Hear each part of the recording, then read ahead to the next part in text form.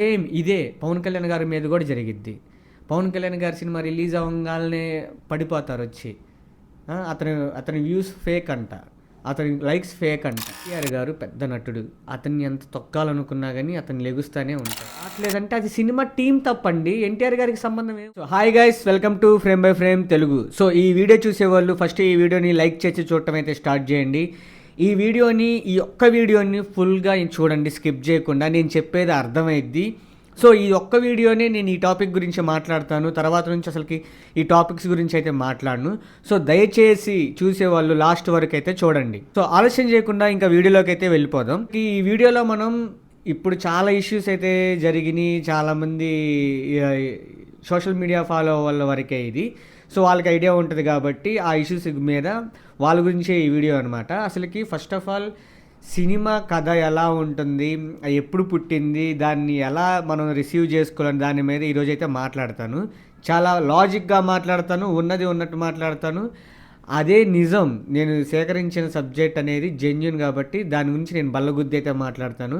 ఈరోజు వీడియోతో మీ అందరికీ మొబ్బులు ఇడిపోవాలి, ఎవరు ఫేక్ ఎవరు జెన్యూన్ అనేది. సో ఇంకా ఆలస్యం చేయకుండా వీడియోలోకి అయితే వెళ్ళిపోదాం. ఫస్ట్ నేను సినిమా గురించి చెప్పబోయే ముందు జనరల్గా రివ్యూయర్స్ ఏమంటారు చెప్తాను వినండి. సినిమాని లాజిక్గా చూడాలి, సినిమాని సినిమాలాగా చూడాలి అనేది అబద్ధం, అసలు డెఫినేషనే లేదంటున్నారు. అరే బాబు, డెఫినేషన్ ఉంది, నేను చెప్తా విను. ఈరోజు ఊకొడతావా? చెప్తాను. ఫస్ట్ ఆఫ్ ఆల్ ఈ కథ అనేది చాలా పురాతన కాలంలో పుట్టింది. ఇన్ఫ్యాక్ట్ లిపి లేని, అంటే ఒక తెలుగు భాష ఇంగ్లీష్ భాష మనం రాస్తున్నాం కదా, ఆ లిపి లేని టైంలోనే ఆదిమానవ కాలంలోనే పుట్టింది. అది ఎలా పుట్టిందంటే, పూర్వం పురుషులు స్త్రీలు కలిసి అడవికి వెళ్ళినప్పుడు వేటకు అందరూ వెళ్తారు. పురుషులే కాదు, స్త్రీలు కూడా వేటకు వెళ్తారు. బలంగా ఉన్న వాళ్ళందరూ వేటకు వెళ్తారు. వేటకు వెళ్ళినప్పుడు అక్కడ వాళ్ళ సింహాన్ని వేటాడినా, పులిని వేటాడినా, జింకని వేటాడినా, ఏనుగుని వేటాడినా, అక్కడ వాళ్ళు పోరాట సన్నివేశాలన్నిటినీ వాళ్ళు అనుభవిస్తారు. అక్కడ చూసి ఉంటారు కాబట్టి, వాళ్ళు వేటకు వెళ్ళారు కాబట్టి. కానీ ఆ వేటాడి తీసుకెళ్ళిన దాన్ని గృహలో ఉన్న వాళ్ళకి ఇస్తారు. గృహలో ఉన్న వాళ్ళు ఏం చేస్తారు, ఇది ఎట్లా జరిగిందని అడిగితే ఆ స్టోరీని అంతా వాళ్ళు చెప్తారనమాట. నేను పులిని ఇట్లా వేటాడాను, ఏనుగుని ఇట్లా వేటాడాను అని చెప్పి. దట్ ఈజ్ కాల్డ్ స్టోరీ, కథ. సో అది కథ, దాన్నే కథ చెప్పటం అంటారు. ఇన్ఫ్యాక్ట్ ఉన్నది ఉన్నట్టు చెప్తే అది కథ కాదు. ఈ బఫూన్స్కి తెలియని విషయం ఏంటంటే, కథను కథగా చెప్తే బాగాదు, కథ కాదు కూడా అది. దానికి కొంత ఆసక్తి, కొంత కల్పితం, కొంత అతిశయోక్తి, ఇవన్నిటిని కలిపి చెప్తేనే ఆ తాపత్రయాన్నే కథ అంటారనమాట. ఈ విషయం వీళ్ళెవరికి తెలియదు. సో కథ అనేది రెండు రకాలుగా ఉండిద్ది. ఒకటి సాహిత్య కథ ఉండిద్ది, ఒకటి సినిమా కథ ఉండిద్ది. సాహిత్య కథ అనేది చదువుకున్న వాళ్ళకి మాత్రమే పరిమితం. సినిమా కథ అనేది చదువుకున్న వాళ్ళతో పాటు చదువు లేని వాళ్ళకు కూడా పరిమితం అనమాట. సినిమా కథ అనేది, సాహిత్య కథ అనేది సహజత్వానికి దగ్గరగా ఉంటుంది, అంటే న్యాచురల్గా ఉండాలి, జరిగింది జరిగినట్టే చెప్పాలి. సినిమా కథ అనేది న్యాచురాలిటీతో పాటు అందులో ఉన్న కథానాయకుడు కళల్లో రాజకుమారుడు. ఇన్ ద సెన్స్, సినిమా అనేది ఒక కల్పిత పాత్రలు, సినిమా అనేది ఒక కల్పిత కథ. ఆ కథలో లాజిక్స్ ఉండవు, అన్ని మ్యాజిక్సే ఉంటాయి. సినిమా అనేది సహజత్వానికి దగ్గరగా ఉంటూనే అతను ఏదైనా చేసేయచ్చు. సినిమాలో ఆడు చెప్పిందే మనం చూస్తాం. వాడు ఇక్కడ నుంచి వేరే గ్రహం మీదకి ఎగిరిపోతాడు. అదేంటి, వాడి కలలో ఊహది, దాన్ని మనం జడ్జి చేయకూడదు.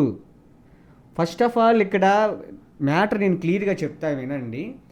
సినిమా కథ అనేది అది కల్పితం, అసలుకి దాంతో సంబంధం ఉండదు. కాకపోతే ఏంటంటే మనకు తెలిసిన ఎలిమెంట్స్ అందులో ఉంటున్నాయి కాబట్టి బయట ఒకలాగా సినిమాలో ఒకలాగా ఉండిద్ది. గాల్లో గుద్దంగాల్ని ఎగిరి అవతల పడతాడు ఎవడైనా, చెప్పండి? పడరు కదా, అది సినిమా. అలాంటప్పుడు అందులో లాజిక్స్ ఎత్తుతానంటారేంటి బఫూన్స్? ఎతకూడదు కదా. అది డైరెక్టర్ అతని కళల ప్రపంచంలో రాసుకున్న కళ, ఆ కళని మనకు చెప్తున్నాడు. ఆ కళ మనకి నచ్చితే ఆ సినిమా ఆడిద్ది, అందరూ వెళ్తారు. సో ఆ కళ మనకి ఎలా చెప్పాడు, ఎంత అర్థవంతంగా, ఎంత విజువల్గా చెప్పాడనే దాన్ని మనం విమర్శించాలి. ఇన్ ద సెన్స్, కథ చెప్పేటప్పుడు గుద్దంగాల్నే గాల్లో ఎగిరినప్పుడు అది రియాలిటీగా అనిపించిందా లేదా, అది సహజంగానికి దగ్గరగా ఉందా లేదా అనే చూడాలి. కానీ గాల్లో ఎగరటం అనేది రియాలిటీలో జరగదు. చేసేదాన్నే క్వాలిటీగా ఉందా లేదా, పర్ఫెక్ట్గా ఉందా లేదా అనే దాని మీదే మనం మాట్లాడాలి. కొంతమంది ఈ ఈ బెల్ లాంటి రివ్యూర్స్ ఏమంటారంటే, బాహుబలి సినిమా చెట్లోంచేసి ఎగరగొట్టంగానే వెళ్ళిపోతారు, అసలు హౌ హౌ అన్నాడు. దట్ ఈస్ కాల్ అతని కథ. అది అది వంగదీసి చెట్లన్నీ లేపినప్పుడు అది కరెక్ట్గా గ్రాఫిక్స్ కరెక్ట్గా ఉందా లేదా, వాళ్ళు కరెక్ట్గా ల్యాండ్ అయ్యారా లేదా, ఆ విజువల్ మనకి క్లారిటీగా ఉందా లేదా, అక్కడ వచ్చే సౌండ్ క్లారిటీగా ఉందా లేదా, అది మనకి ఆనందింపజేసే విధంగా ఉందా లేదా అనే చూడాలి. కానీ అది రియాలిటీలో జరగదు. దాన్ని తీసుకొచ్చే సినిమాలో అది ఉంది కాబట్టి బాగలేదంటే అది తప్పు. ఈ పాయింట్లు ఎవడు అడగడు. ఎందుకంటే వాళ్ళ గురించి, వాళ్ళకి చెప్పే ఈ రివ్యూర్స్ అందరి గురించి మ్యాక్సిమం సినిమా తీయటం ఎలా దాని గురించి తెలియదు. సినిమా చూడటం తెలుసు, సినిమాని తీయటం ఎలాగో తెలియదు. ఎలాగో తీయటం తెలియనప్పుడు ఇన్ ద సెన్స్ వాడు సినిమా తీయమని చెప్పటం కాదు, దాని గురించి చదవాలి. ఇప్పుడు డాక్టర్ అవ్వాలంటే డాక్టర్ గురించి చదవాలి, చదివితేనే అక్కడికి వెళ్ళి ఆపరేషన్ చేయగలడు. కానీ ఆపరేషన్ చేసేటప్పుడు వాడు అలా ఎందుకు కట్ చేస్తున్నాడు, ఇలా కట్ చేయొచ్చు కదా అని మనకు తెలుసు, కానీ అది మనం చెప్పడానికి లేదు. ఎందుకంటే వాడికి ఇంకా బాగా తెలుసు కాబట్టి వాడి డ్యూటీ అది. ఈ కొంతమంది బిర్యానీ తీసుకొచ్చారు కదా, ఈ మన బిల్లన్న కూడా ఏమంటాడంటే, బిర్యానీ తిన్న తర్వాత అది ఎలా ఉందో లేదో నేను చెప్పగలను కానీ అది చేయటం నాకు తెలియాల్సిన అవసరం లేదు అన్నాడు. ఓకే, బాగుంది, నీ నీ ఇది బాగుంది, అవసరం లేదు, చేయాల్సిన అవసరం లేదు. కానీ అది నీకు బాగలేదు, నీతో పాటు వచ్చిన రెస్టారెంట్లో ఇంకా చాలామందికి బాగుంది, నువ్వు దాన్ని ఎలా బాగలేదని చెప్తావు? నీకు వరకు బాగలేదు అని చెప్పు. అది కూడా నువ్వేం చెప్పాలి, ఇందులో ఈ బాగలేదు, ఇందులో ఇది తక్కువైందని చెప్తావు నువ్వు. నీకు అదే బాగలేదంటే అందులో ఏదో ఒకటి తక్కువైందేనేగా బాగలేదంటే, చూడంగానే బాగలేదు, కంటికి బాగలేదా, రుచికి బాగలేదా అనేది నువ్వు చెప్పాలి పాయింట్స్. ఆ పాయింట్స్ని ఎలా చెప్పాలి? అరే బఫూన్ ఇయ్యనని చెప్పి కోపంగా చెబుతావా, వ్యంగ్యంగా చెబుతావా? అయ్యా బాబు ఈ బాగలేదు అని చెప్పి వెళ్ళిపోతావు. నెక్స్ట్ సార్ ఇంకోటికి రావు, నెక్స్ట్ సార్ అక్కడికి వస్తావా? రావుగా. కానీ నువ్వు సినిమాని ఏం చెప్తున్నారు మీరు అందరూ, సినిమాకి వెళ్ళి డబ్బులు పెట్టుకొని, మేము ఇంకా ఆ డబ్బులు పెట్టుకునేటప్పుడు టికెట్ రేట్ ఎక్కువ ఫీల్ అయిపోయి లోపలికి వెళ్ళి బాగున్న పాయింట్స్ అన్నీ వదిలేస్తారు, బాగలేని పాయింట్స్ అన్నీ వచ్చి చెప్తారు. ఓకే, అది నీ ఫ్రీడమ్ ఆఫ్ స్పీచ్, ఇప్పుడు నేను మాట్లాడేది కూడా అదేలేండి. సో చెప్తారు, చెప్పినప్పుడు ఆ సినిమా నీకు వరకు ఆ పాయింట్లు బాగలేదు, పక్కన వాళ్ళకి బాగుండొచ్చు కదా. తెలియనోడు ఏం చేస్తాడు, వీడేదో పెద్దగా చెబుతున్నాడు అని చెప్పి వాడిని నమ్మేయటానికి ఛాన్స్ ఉండిద్ది. ఇప్పుడు ఒక రెస్టారెంట్కి ఇప్పుడు బిర్యానీ పాయింట్ తీసుకెళ్ళావు, నీ వెనకమాల 10 మందిని వేసుకొని వెళ్ళావు, నువ్వు బిర్యానీ తిన్నావు, మీ అందరు తిన్నారు, అది నీకు నచ్చలేదు, నీ పక్కన వాళ్ళకి కూడా నచ్చలేదు అనుకోండి. మీరు 10 మంది ఉన్నారు, చూస్తానికి గంభీరంగా ఉన్నారు, అసలు కెలిగితే కొట్టేసేలాగున్నారు, మిమ్మల్ని చూడంగానే అమ్మో వాళ్ళు చెప్పింది నిజమేమో అని నమ్మే విధంగా ఉన్నారు. అప్పుడు మీరు చెప్పంగానే ఏమైద్ది, తెలియనోడికి అమ్మో వీళ్ళు ఇంతమంది ఉన్నారు, ఇంతమంది చెప్తున్నారంటే ఇదేదో తేడాగా ఉంది, మనకెందుకులని వెళ్ళిపోతాడు. యాక్చువల్గా ఆ వెళ్ళిపోయేవాడికి ఆ బిర్యానీ నచ్చిద్ది. అప్పుడేం చేస్తావు నువ్వు? ఇంకో క్వశ్చన్ మన మేధావులు ఏం చెప్తారంటే, సినిమా లాజిక్స్ని దానికి ఒక డెఫినేషనే లేదని చెప్పారు. ఇప్పుడు నేను చదివింది డెఫినేషనే, ఫస్ట్ నేను చదివింది అన్ని డెఫినేషనే. ఇంకోసారి చదువుతాను మీకోసం. ఉన్నది ఉన్నట్టు చెప్తే అది కథ కాదు, కొంత వాస్తవం, కొంత కల్పితం, కొంత అతిశయోక్తి కలిపి చెప్పే తాపత్రయమే మారుపేరే కథ సినిమా. అర్థమైందా? ఇది డెఫినేషన్ సినిమాకి. సినిమా అనేది కళల ప్రపంచం, అక్కడ ఏమైనా చేయొచ్చు, ఏదైనా చేయొచ్చు. ఇప్పుడు పాయింట్కి వస్తే ఫ్యాక్ట్స్ చెప్తారు కదా, ఆ ఛానల్ అన్న ఒక అన్నయ్య ఒక వీడియో చేస్తూ రివ్యూస్ గురించి ఇలా అన్నాడు, మన సినిమాలు బాగాట్లేదు, మన సినిమాల గురించి తక్కువ చేసి మాట్లాడుతున్నారు, అండ్ వేరే సినిమాలు అయితే నచ్చుతుంది, మన సినిమాలు నచ్చట్లేదు అన్నాడు. ఆయన అడిగిన క్వశ్చన్ రైట్, ఆయన రాంగ్ వేలో కొంచెం ఐడెంటిఫై చేసి చెప్పుంటే బాగుండేది, ఆయన అక్కడ దొరికిపోయాడు. కానీ నేను ఇప్పుడు చెప్తున్నా అది వాస్తవం. ఇప్పుడు మన హాలీవుడ్ మూవీస్ అన్నీ చూసే ఉంటారు, అవతార్ మూవీ ఉంది, అవెంజర్స్ మూవీ ఉంది, వాళ్ళకన్నీ తనంగల శక్తులు వచ్చేస్తాయి బయట ఎక్కడైనా. లాజిక్ అడుగుతున్నావు కదా, అక్కడ ఎందుకు లాజిక్ పట్టించుకోవట్లేదు నువ్వు? ఎందుకు పట్టించుకోవట్లేదంటే, ఇలా ఫైర్ వేయంగానే ఆ ఫైర్ న్యాచురల్గా వెళ్తుంది, క్వాలిటీ బాగుంది, అది చెప్పు. లాజిక్స్, ఆ లాజిక్ వేరు ఈ లాజిక్ వేరు అని చెప్పకు. ఒక అన్నయ్య, ఆ అన్నయ్యే మన రివ్యూస్ ఇచ్చే ఒక అన్నయ్య కిల్ మూవీ సినిమా చూశారు మీరు, హిందీది. అది చూసా నేను, నాకు బాగుంది. అందులో ఒక ట్రైన్లో వెళ్తూ ఉంటుంటే రాబరీస్ అందరూ వచ్చేసి ఉంటారు, ఒక ఇద్దరు స్నేహితులు పోరాడుతూ ఉంటారు, కత్తిపెట్టి పొడుస్తూ ఉంటారు. నిజ జీవితంలో మీరు ట్రైన్లో వెళ్తే అలా ఎవడేం చేస్తాడా? ట్రైన్ మొత్తం ఆగిపోయి ప్రభుత్వం దిగొచ్చి వాళ్ళందరినీ పెద్ద పెద్ద కమాండర్లు వచ్చి లేపేస్తారు. సో అలా ఆ సినిమా నచ్చినప్పుడు అంత లాజిక్ లెస్ మీ సినిమా నీకు ఎలా నచ్చింది? సి, మీ ప్రాబ్లం ఏంటంటే మీకు ఏదో ఒక వీడియో పెట్టాలి కాబట్టి, మీరు ఫేమస్ అవ్వాలి కాబట్టి చేస్తారు. ఏదో ప్రేక్షకుల మీద ప్రేమ ఉండి చెయ్యరు. నీ ఒపీనియన్ అనేది నువ్వు వీడియోలో చెబితే ఏంటి, చెప్పపోతే ఏంటి, బయట కూడా చెప్పుకోవచ్చు కదా. ఛానల్ పెట్టి ఎందుకు చెప్పాలి? నువ్వు ఛానల్ పెట్టి నువ్వెందుకు తెలియాలనుకుంటున్నావు? నువ్వు సినిమా చూసావు, నీ చుట్టుపక్కల వాళ్ళకు చెప్పుకో. ఛానల్ పెట్టి చెప్పాల్సిన అవసరం ఏంటి? ఇన్ ద సెన్స్ నువ్వు కూడా ఒక ఇన్ఫ్లుయెన్సర్గా ఎదగాలని తాపత్రయం తప్పితే ఇంకేం లేదు. నేను కూడా అంతే. అరే బాబు, అందరం చేసేది డబ్బుల కోసమే. కానీ ఫ్యాక్ట్స్ని మర్చిపోయి నీ పర్ఫెక్ట్, నీకు సంబంధించిన థాట్స్ని రుద్దాలంటే అదే రుద్దటం అంటే మీనింగ్ ఇదే బాబు.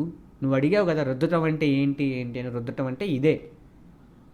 సో సినిమా టాపిక్ ఇక్కడితో వదిలేద్దాం. ఇంకా సినిమా గురించి నేను క్లారిటీగా చెప్పా. సినిమా అనేది ఒక కళల ప్రపంచం, అందులో లాజిక్స్ ఎతకూడదు.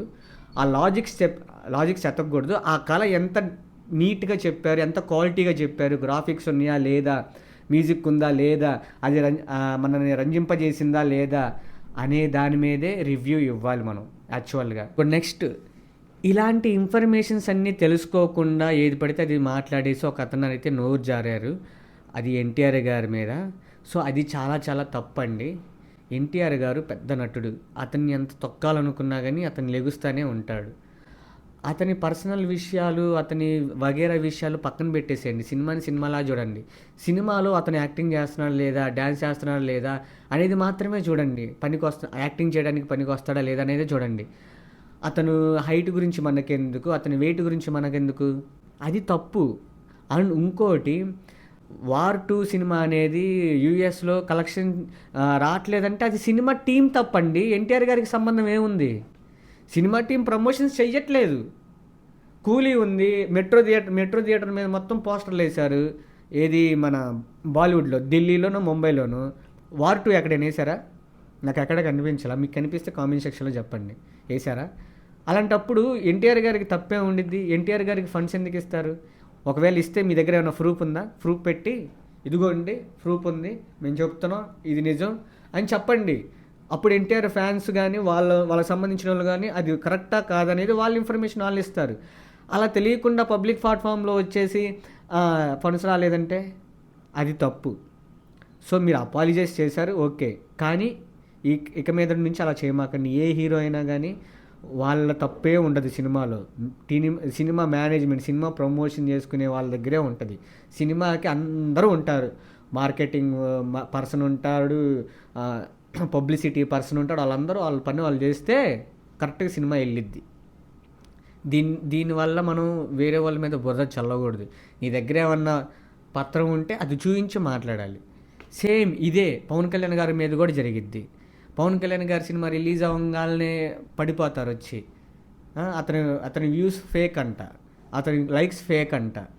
నీ దగ్గర ఏమైనా ఆధారం ఉందా? ఆధారం ఉంటే పెట్టి మాట్లాడాలి. ఎన్టీఆర్ గారికి టికెట్లు బుక్ అవ్వట్లేదు, ఫండ్స్ రావట్లేదు అని ఆధారం ఉంటే పెట్టి మాట్లాడాలి. అందుకే ఈ తమ్లైన్ పెట్టా. ఎంత తొక్కినా ఎదిగే రకాలు వీళ్ళిద్దరే కాదు, ఏ హీరో అయినా అంతే. ఏ హీరో ఎవరికి హాని చేయాలనుకోరండి. మీరేం చేస్తారంటే ఫ్యాన్స్ ఏదేదో ఐడిలో వాళ్ళ ముఖాలు ఉండవు, వేరే వాళ్ళ మీద గ్రడ్జ్ ఉన్న వాళ్ళందరూ వేరే ఫోటోలు పెట్టి మిమ్మల్ని రెచ్చగొడతా ఉంటారనమాట. ఈ క్లిప్ చూడండి, చూశారు కదా ఎన్టీఆర్ గారు ఎంత బాగున్నారు. అలాగే ప్రతి హీరోలు అందరూ బాగానే ఉంటారు, మిమ్మల్ని రెచ్చగొట్టేది bots. That is called marketing strategy. ఆ ఉచ్చులో ఇరుక్కోమాకండి. ఇలాంటి రివ్యూస్ కూడా మీరు ఎప్పుడు ఎంకరేజ్ చేయొద్దు. వాళ్ళు చెప్పేది వినండి. ఇప్పుడు నేను చెప్తా, నేను ఎలా చెప్తాను, నాకు ఈ పాయింట్స్ ఈ నచ్చినాయి, ఈ నచ్చలేదు, ఫస్ట్ మీరు సినిమా చూడండి, సినిమా చూసి వచ్చిన తర్వాత నేను చెప్పిన పాయింట్స్ కరెక్టా కాదా, మీ ఒపీనియన్ అని చెప్పమని చెప్తా. So that is called review. దీన్ని రుద్దటం అనరు, దిట్ ఈస్ జెన్యూన్ రివ్యూ. సో నా బాధ మీకు అర్థమైంది అనుకుంటున్నాను. ఈ వీడియోతో ఇంకా ఈ టాపిక్ గురించి నేను ఇంకా మాట్లాడను. జస్ట్ ఓన్లీ ఫిలిం అప్డేట్స్, అందరి హీరోల మూవీ అప్డేట్స్, మూవీ రివ్యూస్ అవి ఎలా ఉన్నాయి, దానిలో ప్లస్ పాయింట్ ఏంటి, మైనస్ పాయింట్ ఏంటి అనేది నా అభిప్రాయాన్ని మాత్రమే తెలియజేస్తాను. అది మీకు ఎలా అనిపించిందో మీరు కామెంట్ సెక్షన్లో తెలియజేయండి. సో అది గాయస్ నా ఇన్ఫర్మేషన్ కనుక నచ్చితే లైక్ చేయండి, షేర్ చేయండి, సబ్స్క్రైబ్ చేసుకోండి. మళ్ళీ నెక్స్ట్ వీడియోలో కలుద్దాం. బాయ్.